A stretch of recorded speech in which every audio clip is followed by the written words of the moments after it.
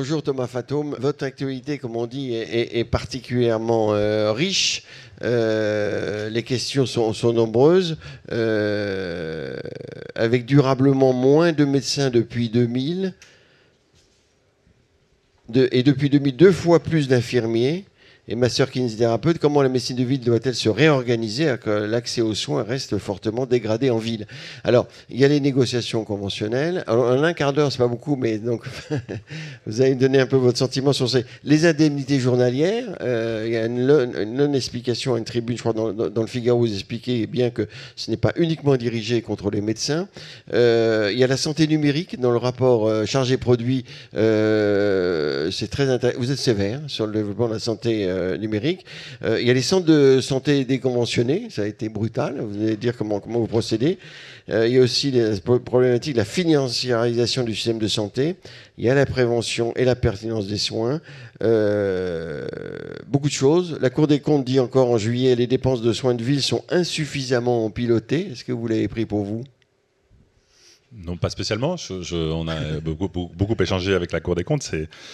Ce sont des dépenses qui sont entre guillemets des dépenses de guichet, c'est-à-dire de prestations ou de rémunération qui sont liées à une activité. Donc évidemment, c'est non pas que ce soit facile de piloter des crédits budgétaires, mais ça ne sont pas des crédits budgétaires. Donc ça implique des leviers, des outils qui sont ad hoc, qui sont en tant que tels. Par ailleurs, on sort d'une période évidemment très particulière sur la crise. On a enchaîné avec une période sur l'inflation. Donc ce jugement me semble peut-être, je l'ai dit aux équipes de la Cour, un tout petit peu rapide. Donc il faut regarder aussi pourquoi il y a des phénomènes lourds d'augmentation des dépenses de santé aussi dans notre pays comme dans d'autres pays. Les négociations conventionnelles, c'est le premier point qu'on va aborder. Alors cet été, vous avez signé partout avec tous les professionnels de santé libéraux des avenants, des conventions, etc. Ça a très bien marché avec les sages-femmes, les chirurgiens dentistes, les infirmiers, les orthoptistes, les orthophonistes, donc les transporteurs sanitaires, même avec les biologistes. Alors, les kinés. Les kinés, c'était un peu plus difficile, mais donc il reste les médecins et les pharmaciens. Alors, dans les Échos, j'ai regardé les titres, c'est le 17 juillet, tour de vis sur les règles d'installation de kinés, donc vous n'avez pas cédé. Les dentistes acceptent une entorse à leur liberté d'installation le 24 juillet dans les Échos, toujours. Accord surprise entre la Sécurité sociale et les laboratoires de biologie le 31 juillet. Alors maintenant, il y a les médecins. Alors, comment vous allez nous dire où on en est? Il y a eu un débat hier auquel vous avez participé avec les professionnels libéraux et avec les médecins en particulier. Il y a le ministre qui était là, Aurélien Rousseau. Quand ça va recommencer? On a l'impression que les conseillers ne sont pas les payeurs. Le président de la République, en début d'année, avait dit qu'il faut travailler avec les médecins qui vont s'engager. Donc, vous avez proposé un contrat d'engagement avec une rémunération importante en augmentation ad hoc. Ça a été un refus total. Est-ce qu'aujourd'hui, d'après ce qu'on comprend de ce que dit le ministre, est-ce que vous allez resserrer les thématiques de négociation, mais ça ne doit pas simplement être une négociation tarifaire? Quelle est votre vision? D'abord, vous l'avez dit, et permettez-moi peut-être d'y revenir rapidement, beaucoup d'accords ont été signés avant l'été, et j'allais presque dire, c'est pas signé pour signer. C'est signé parce qu'il y a un accord entre des parties pour faire avancer un certain nombre de sujets. Vous avez parlé de la démographie, il y a aussi beaucoup de choses sur la prévention. Il y a aussi le soutien, bien sûr, à un certain nombre de professions de santé qui sont impactées par l'inflation. Il y a l'organisation du système de santé, comment on accompagne les sages-femmes libérales, par exemple, pour qu'elles soutiennent l'activité de certaines maternités qui sont en difficulté. Il y a beaucoup de choses dans ces accords. Et ça montre une chose, c'est que le dialogue conventionnel fonctionne. Il a été difficile en début d'année, on n'a pas réussi avec les médecins, mais ça marche. Quand on arrive à trouver des compromis et que c'est du tarifaire, mais aussi de l'organisation, de la démographie, de la prévention, que de part et d'autre, on s'écoute et on trouve des terrains pour améliorer l'organisation du système de santé, d'abord pour mieux prendre en charge les patients, pour donner des conditions de travail aux professionnels de santé. Donc c'est important de se dire ça, c'est que je crois, moi, que c'est un système qui fonctionne, pas toujours, mais qui fonctionne. Donc la question maintenant, c'est est-ce qu'on est capable de réengager les discussions avec les médecins? Je l'avais dit avant l'été, et l'arbitre l'avait dit également au moment de la sortie du règlement arbitral. Annick Morel avait dit, voilà, c'est un règlement arbitral entre guillemets de continuité, elle avait dit quelque chose comme ça. Il faut qu'assez rapidement les parties conventionnelles reprennent la main. Donc je le souhaite également. Il y a un certain nombre de préalables, vous les connaissez, un peu juridiques, mais aussi politiques. Un nouveau mandat du ministre de la Santé et de la Prévention, des orientations du Conseil de l'UNCAM, important aussi au niveau des partenaires sociaux membres du Conseil de l'UNCAM. Voilà, nous on se prépare en ce sens-là, en se disant à la fois que les problèmes et en lien avec ce que le président de la République évoquait, c'est-à-dire comment on répond à des difficultés d'accès aux soins sur les territoires, ils n'ont pas disparu, on le sait. Et même si on s'investit beaucoup sur le plan pour trouver des médecins traitants pour les personnes en ALD qui n'en ont pas, même si on s'investit beaucoup sur les assistants médicaux, on sait que les problèmes n'ont pas disparu. Maintenant, quand une négociation échoue, si on revient exactement avec les mêmes propositions, ça n'a pas de sens. Donc on réfléchit à comment on amène des propositions sur la table vis-à-vis des médecins qui soient différentes, parce que voilà, quand ça marche, c'est bien, quand ça ne marche pas, il faut apprendre de ses échecs aussi. Le ministre dit une chose qui est assez drôle, c'est qu'on ne commencera les négociations que si on a le chemin de sortie. Je ne sais pas s'il a dit exactement ça. À peu près, ça. Je crois qu'on est tous... Non, il dit on ne va pas commencer une négociation si on va à l'échec. On est tous conscients que... Donc est-ce qu'il faut resserrer les thématiques? Est-ce qu'il faut dire vous aurez 50 €? Il y a la fronde tarifaire, par rapport à ça. Le chemin est étroit. Quelle est votre vision? Qu'est-ce qu'il faudrait faire? Dites-nous-en un peu plus. Sans rentrer dans la technique, ce qui a bien marché dans les négociations récentes, je prends l'exemple des dentistes libéraux ou des pharmaciens en 2022, c'est que c'est vrai qu'on a su poser un certain nombre de sujets et les régler, et puis se mettre un programme de travail pour ne pas vouloir tout régler tout de suite. Voilà, ça a l'air basique, mais ça peut aider à décrisper un certain nombre de choses, traiter des sujets très importants. On ne va pas passer à côté des sujets majeurs d'organisation des soins, des sujets tarifaires. Voilà. Maintenant, est-ce qu'on est capable de se fixer un programme de travail? Sans doute que c'est une méthode qui permet de dépasser un certain nombre d'antagonismes. Maintenant, chaque négociation tous les 5 ans, où c'est le psychodrame. Chaque négociation est différente. J'espère aussi, j'attends aussi des propositions des syndicats de médecins libéraux. Il y en a un certain nombre déjà qui ont fait le retour d'expérience de la négociation, qui ont poussé des choses. J'espère qu'on en aura. Vous parliez au tout début des évolutions démographiques très importantes qui marquent notre système de santé de ville.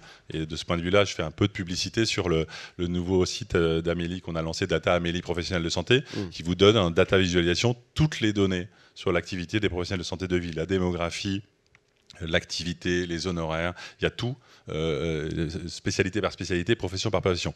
Et ça montre en effet ce que vous dites très bien, ce qu'on perçoit, je pense, insuffisamment. Enfin, on la voit, la démographie médicale évidemment qui est en difficulté, mais cette augmentation très forte des paramédicaux, c'est évidemment un phénomène qui change la donne. Et je pense qu'il doit nous amener à avancer dans deux directions qu'on oppose souvent, et je pense que c'est une erreur. C'est remettre le médecin traitant, vraiment lui donner davantage de moyens, une équipe autour de lui, parce que ça doit rester un acteur central, et aussi être innovant, actif sur des tâches simples qui peuvent être effectuées par d'autres. La Première ministre a annoncé un certain nombre de mesures il y a une dizaine de jours, pas complètement sans lien avec ce que l'assurance maladie avait proposé d'en charger produit, parce qu'on n'oppose pas ces deux mouvements-là. Mais ça pose aussi des questions et des craintes qu'il faut entendre du côté des médecins qui disent ça change notre activité, ça change notre modèle économique. Donc ça, il faut l'entendre aussi. Parce que les médecins disent on va garder tous les cas complexes à 26,50 €. Donc tout ça est un ensemble. Si vous retirez des tâches et certificats médicaux, c'était pratique, c'était facile à faire. Mais est-ce que dans une période de pénurie de la ressource médicale, est-ce que c'est pas quand même pertinent de se dire qu'un pharmacien ou un infirmier va faire un rappel de vaccination pour un adulte, ou quand une femme vient pour une infection urinaire effectivement dépistée et que le pharmacien est effectivement formé, est-ce qu'il faut lui dire non madame, revenez demain, passez par le médecin et il va vous prescrire quelque chose? Donc c'est du bon sens aussi. C'est logique, mais les médecins se disent on nous dépossède des actes plus faciles, on garde que les cas complexes. Mais c'est là où je dis ils ont un point, et il faut qu'on traite ces sujets dans la négociation conventionnelle, mais la réponse, ça ne doit pas être de se figer, ça doit être justement de se projeter dans des organisations. Et juste, si je peux me permettre, moi je vois aussi beaucoup de médecins, j'ai échangé avec beaucoup de médecins libéraux depuis l'échec des négociations, passé beaucoup de temps et les positions, vous le savez, c'est un monde divers, ils ne disent pas tous la même chose, mais il y a aussi beaucoup de dynamique à l'œuvre. Je veux le dire aussi, les maisons de santé pluridisciplinaires, ça continue, les CPTS, on a largement dépassé la moitié de la population qui est couverte, et c'est généralement pas les médecins tout seuls, mais des médecins qui sont aussi à la manœuvre avec les pharmaciens, avec les infirmiers. Un regard un peu plus difficile, disons que 75% des territoires couverts, mais pas 75% des médecins qui sont au courant de la CPTS dans leur quartier. Mais ça progresse. Là où la CPTS se construit, elle est rapidement identifiée par les médecins comme quelque chose qui va les aider, les accompagner, leur proposer des services, simplifier les relations avec les autres professions de santé, avec le médico-social, avec l'hôpital, avec l'ARS, avec la caisse primaire. Donc ça se construit tout ça. Ce que je veux dire, c'est qu'il y a des dynamiques à l'œuvre. Il y a évidemment, il y a eu l'échec de la négociation, il y a un malaise réel dans une partie de la profession médicale. réelle, mais il y a aussi une dynamique sur les territoires qu'il ne faut pas nier, moi je la vois, et il faut la soutenir, c'est ce qu'on fait, et c'est un élément très positif. Donc on a compris que les négociations, ça laisse découper par étapes, ça va se dérouler par étapes, hein, si j'ai bien compris. C'est une réflexion voilà. que je... D'abord, on est deux, encore une fois, en tout cas on est plus que deux d'ailleurs, enfin il y a deux parties à la négociation, et voilà, mais en tout cas je tire un enseignement qu'il y a peut-être aussi un programme de travail à construire, même si ça ne veut pas dire éluder les sujets importants. Et ça devrait commencer quand? Avant le 1er novembre, avait dit le ministre. On se prépare, il y a des étapes, vous les connaissez, je les ai rappelées. Voilà. Après, il y a une loi de financement qui va être présentée aussi. Alors, les indemnités journalières, c'était aussi un vrai sujet de débat avec les médecins. L'arrêt de travail, c'est une prescription et le médecin est libre de sa prescription. Donc, comment voulez-vous agir sur cette... Alors, il y a 16 milliards par an, ça augmente. On sait, c'est beaucoup. Comment voulez-vous agir là-dessus? En mobilisant tous les leviers, et pas seulement, en effet, vous l'avez dit, je l'ai rappelé récemment, pas seulement vis-à-vis des médecins. Les médecins, parce qu'ils prescrivent, les assurés et les entreprises. C'est ce que l'assurance maladie a proposé là aussi dans le rapport chargé produit. C'est ce que nous déployons. Il y a une focale qui a été faite sur ce contrôle de un peu moins de 2%. On ne contrôle pas, j'ai lu quelque part qu'on contrôlait un tiers des médecins généralistes sur les arrêts de travail. On a une campagne de mise sous objectif de 2% des médecins. On accompagne avec les délégués de l'assurance maladie et les médecins conseils 15 000 médecins. Mais c'est de l'accompagnement. On fait ça depuis 15 ans. Quand un délégué de l'assurance maladie vient montrer un profil de prescription d'antibiotiques, de biosimilaires ou d'arrêt de travail, il ne fait pas du contrôle. Maintenant, comme dans tout domaine, il y a malheureusement une petite minorité qui ne jouent pas les règles du jeu, selon les règles du jeu, et bien ceux-là, ils sont appelés à être contrôlés. C'est normal, c'est ce qu'on fait par ailleurs. Vous les avez repérés, ceux-là? Il y en a combien? Ceux qui ne jouent pas le jeu, qui trichent carrément. Là, la campagne est en cours. On fera le bilan d'ici la fin du mois de septembre. Il y a un certain nombre de cas dans lesquels le dialogue que l'assurance maladie a avec le prescripteur va conduire à abandonner la procédure de mise sous objectif. Je le redis aussi, il y a un dialogue individuel approfondi pour qu'il y ait une explication de texte. Je redis que la patientèle, elle est aussi... on tient compte des différences de patientèle, s'il y a plus d'ALD, plus de précarité, on tient compte de tout ça. Mais d'abord, ce que je veux dire, c'est que on veut se mobiliser sur l'ensemble des leviers. Il y a plus de 300 000 assurés par an qui sont contrôlés par le service médical de l'assurance maladie, parce que sur la base de ciblage, parce qu'on a des éléments qui peut-être nous conduisent à penser que cet arrêt, en tout cas, il faut vérifier qu'il est justifié. Dans un cas sur 5, cet arrêt n'est pas justifié. Donc on n'est pas en train de faire des actions... 20%, c'est beaucoup. Mais c'est normal parce qu'on cible. Entre guillemets, on identifie des critères, on dit, voilà, il y a un arrêt de travail répétitif, il n'y a pas de consommation de soins en face, donc on ne fait pas de l'aléatoire. Si on faisait de l'aléatoire, sur ce taux d'1%, il baisserait. Mais tout ça pour dire qu'il faut collectivement, quand même, qu'on se dise 16 milliards d'euros. 16 milliards d'euros, c'est quand même considérable. Quand ça augmente, pardon de faire un peu de chiffre, mais on est aux échos, 5% par an, mettons une dépense tendancielle de 5%, ça fait 800 millions d'euros de plus par an. Bon. L'arrêt de travail, c'est quelque chose d'important. C'est là-dessus que l'assurance maladie s'est construite, historiquement. Voilà. Donner un revenu de remplacement aux gens qui ne pouvaient pas travailler à l'usine, au champ ou à la mine. C'est historiquement un pilier de l'assurance maladie. Mais est-ce qu'on se dit que 800 millions d'euros de plus par an, est-ce qu'on est sûr que cette dépense est parfaitement justifiée? Je n'en suis pas certain. Et je pense que si on peut redéployer cette somme pour financer des médicaments innovants, pour financer des revalorisations d'honoraires, pour financer l'hôpital, pour financer les besoins des personnes âgées. Et là, vous sentez que votre action a des effets ou c'est encore un peu tôt? On verra à la fin de l'année. Encore une fois, c'est une action, on se focalise là-dessus. De long terme. Vous savez, on n'a pas beaucoup parlé de ça. Il y a 1 an et demi, l'assurance maladie a ouvert ce qu'on appelle un MOOC, des systèmes de... Je sais pas, c'est pas un cours en ligne. Ça existe encore, les MOOC, je crois que c'était... Oui, ça existe encore, mais pour donner aux médecins aussi des outils. Les médecins nous disent on est démunis par rapport à des problématiques de santé mentale. L'assurance maladie avec le ministère de la Santé et de la Prévention permet maintenant la prise en charge de soins de psychologues, de séances. Pour dire il y a le médicament, il y a le travail, mais il peut y avoir aussi recours à un soin de psychologue. C'est un dispositif qui s'est diffusé très rapidement chez les médecins, même si on n'a pas assez de psychologues. Donc voilà, c'est aussi pour montrer qu'on veut utiliser tous les leviers et pas seulement contrôler. Parce que les médecins le prennent mal. Donc, oui, mais je pense qu'il faut peut-être en vue de la négociation conventionnelle, dire, oh là là, on est encore martyrisé, pas aimé, détesté, etc. Voilà, il y a une grande différence entre contrôler une petite minorité de professionnels qui, le cas échéant, après vérification, après échange, ne respectent pas les règles et accompagner l'ensemble des médecins.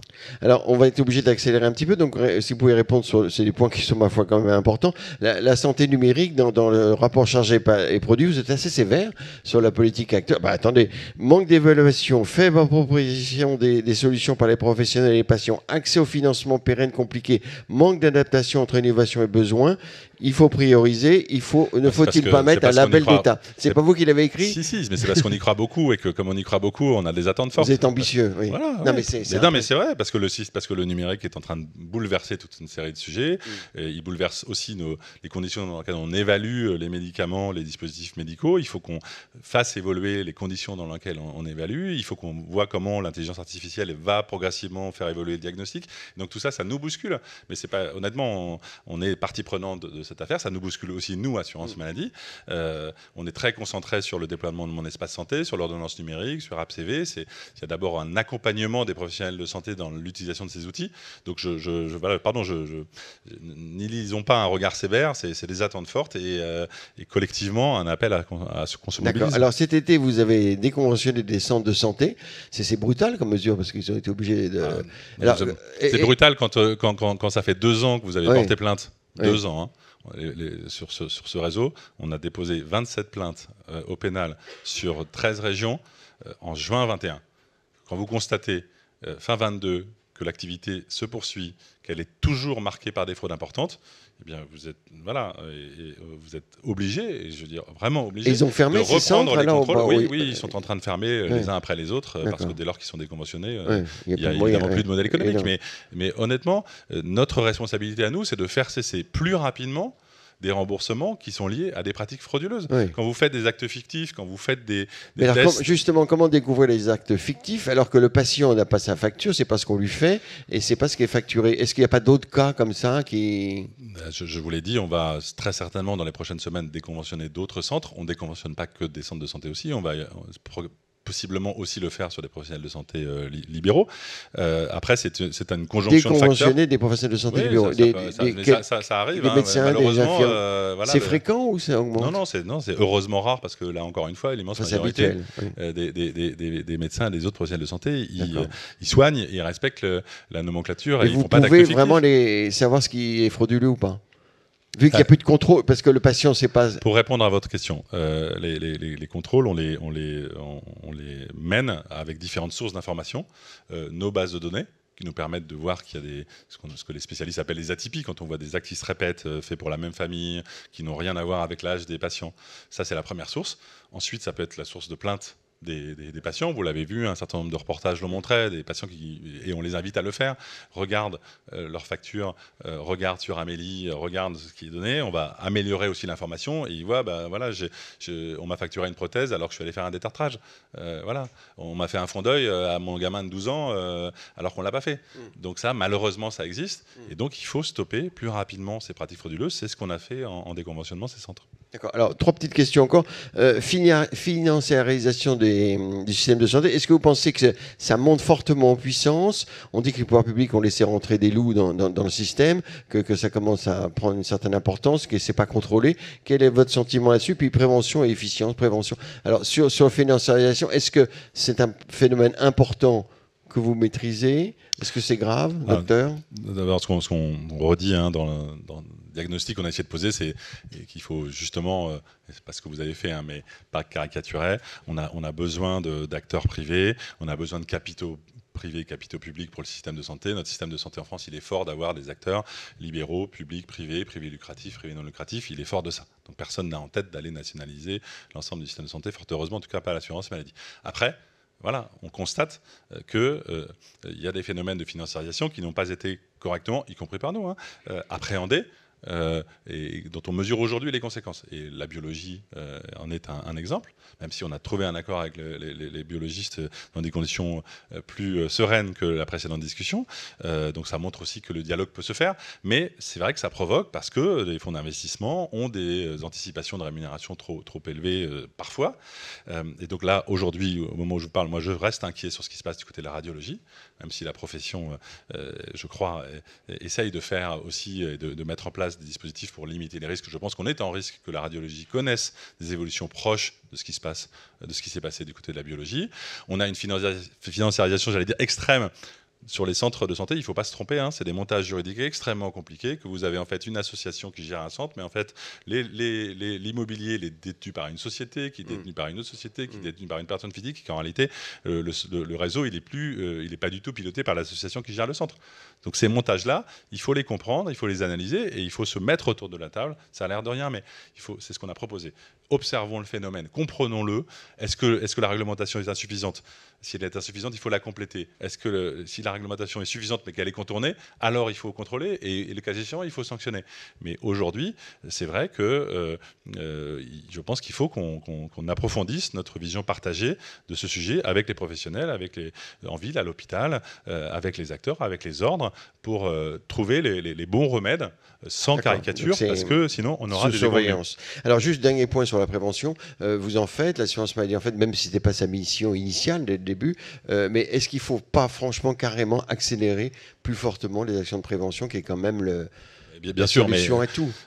Voilà, aujourd'hui, là, ces jours-ci, démarre la campagne vaccination HPV. Vous l'avez vu au collège, annoncé par le président de la République. On en sera évidemment une des parties prenantes en appui des ARS et des équipes de l'éducation nationale. On va mettre un coup de booster sur les dépistages des cancers. On reprend tout le processus d'invitation au dépistage qui a été annoncé l'année dernière. On va le reprendre à compter de l'année 2024. On va construire autour de ça toute une dynamique d'aller vers vraiment forte pour pouvoir accompagner les gens, prendre les rendez-vous parce qu'on a des taux de dépistage élevés. Donc la prévention, moi, honnêtement, tout le monde est d'accord. Maintenant, de quel sujet on parle ? Il faut avancer maintenant.